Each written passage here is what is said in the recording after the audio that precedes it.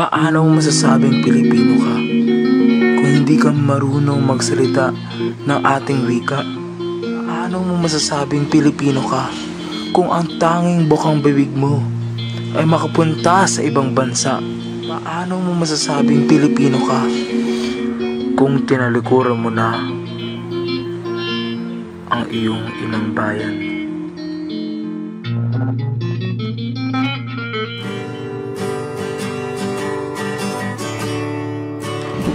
Pera-perasong Bituin ni Ginoong Teo D. Antonio. Nalaglag ang tatlong bituin sa bandila. Nagkapera-peraso na humalik sa lupa. Lumuluha ang mga ugat sa puno. Ang nag-aalimpuyong alon ay kumulo.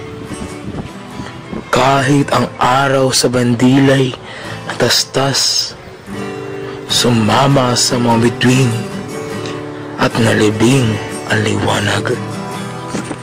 Ang mga bulkan ay nagbuga ng bato't apoy.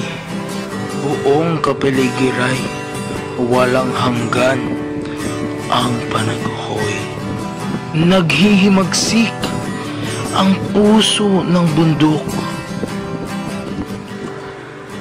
Dahil walang bayaning naglungga sa kanyang pusod.